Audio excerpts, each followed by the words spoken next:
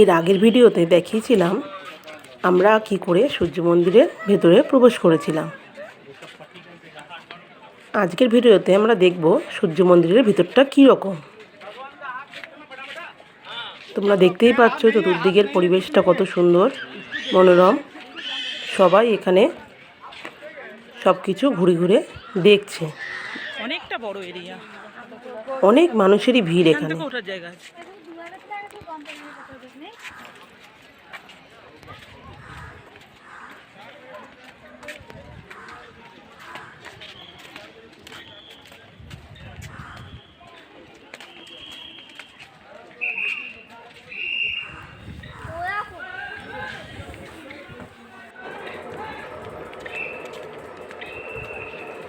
বিভিন্ন জায়গায় ছবি তোলারও সুবিধা আছে।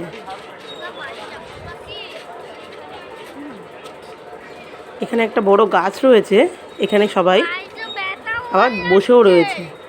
আমরা এরপরে এই জায়গায় সবাই কিছুক্ষণ ফটোশ্যুট করব। তারও কিছুটা অংশ তোমাদের সাথে শেয়ার করলাম। এটা আমার ছেলে বিভিন্ন পোজ দিয়েও ফটো তুলছে। এরপর আমি আর আমার ছেলে দুজন মিলে একসাথে কিছু ছবি তুললাম। এরপরে বুঝতেই পারছো সবাই, আমি এবং আমার হাজব্যান্ড একসাথে নিজেরাও কটা ছবি তুলে নিলাম। আর এটা হচ্ছে আমার জিয়ান সোনা। জিয়ান সোনার সাথে আমার ছেলে ফটো তুলল। এটা হলো মন্দিরের একদম সামনের দিকটা। আর এখানে আছে আমার হাজব্যান্ড, আমার ভাই, আমার দুই দাদা, আমার ছেলে। এটা হচ্ছে আমার হাজব্যান্ড এবং হাজব্যান্ডের দিদি। আর এটা হচ্ছে আমার ননদ এবং নন্দাই।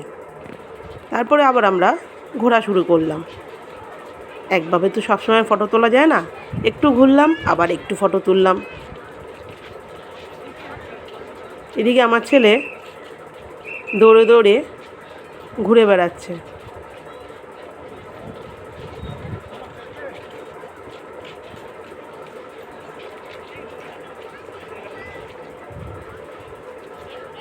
সবাই ভিডিওটাকে কিন্তু স্কিপ করবে না, পুরোটা দেখবে, কারণ মন্দিরের ভিতরটা এখনও তো আসল জিনিস দেখা বাকিই আছে।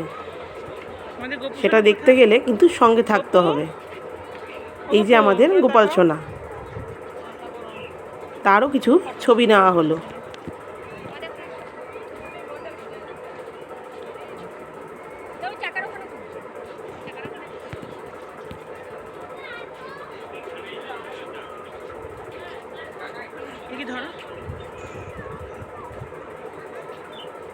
কি সুন্দর লাগছে দেখো আমাদের গোপাল সোনাকে।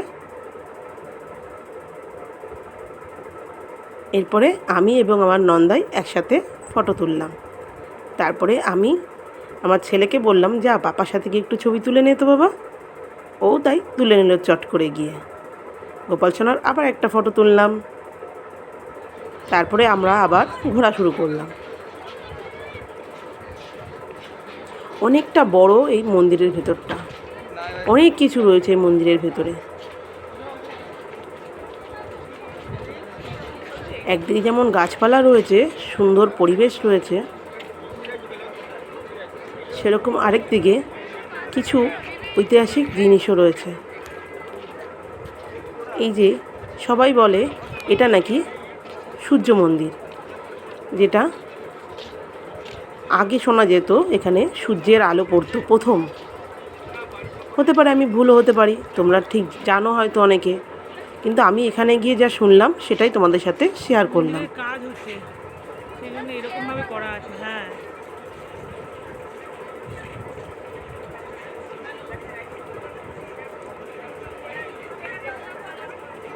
এবং এখানে নাকি আরও অনেক ঐতিহাসিক জিনিসেরও কথা আমরা জানতে পেরেছিলাম। ফুলের বাগান ছিল কোথায় কোথায়, রান্না করা হতো, মানে আগেকার সময়ের কথা বলছি। সব কিছুই আমরা ওখানে গিয়ে জানলাম এবং সব কিছুই তোমাদের সাথে শেয়ার করলাম।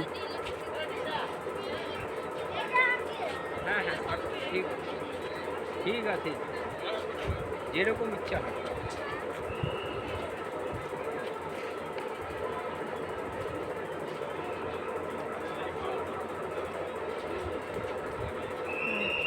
ট্রাক লাইন, ও এভাবেই হাঁটবে।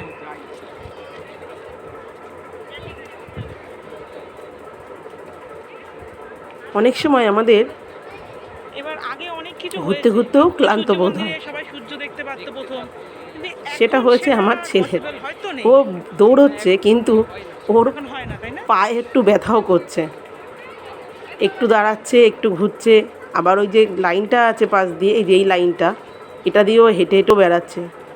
এই দেখো বন্ধুরা, বিভিন্ন জায়গায় বিভিন্ন পোস্টারে বিভিন্ন কিছু নাম লেখা রয়েছে। এখানে পাকশালা, এখানে রান্না করা হতো। চলো এবার আমরা এখান থেকে বেরোই। আমি বললাম না আগে বের যে হতে হবে অন্য এখানে রাস্তা দিয়ে। রন্ধন ব্যবস্থাও ছিল, এদিকটা দিয়ে বেরোতে হবে। সেটাই আর কি তোমাদের সাথে দেখালাম, শেয়ার করলাম। এই দেখো এখানেও একটা নাম লেখা রয়েছে, আয়রন বিম বলে। বিভিন্ন জায়গায় বিভিন্ন লোগো করে দেওয়া রয়েছে মানুষের সুবিধার জন্য। এরপরে আমরা সূর্য মন্দির দেখে বাইরের দিকে বের হলাম। বাইরে বেরোনোর রাস্তা আর ভেতরে প্রবেশ করার রাস্তা এক না, দুই দিক থেকে। তোমরা যখন সবাই যাবে দেখতে পারবে যে দুটো রাস্তা দুদিক থেকে আলাদা আলাদা করা আছে।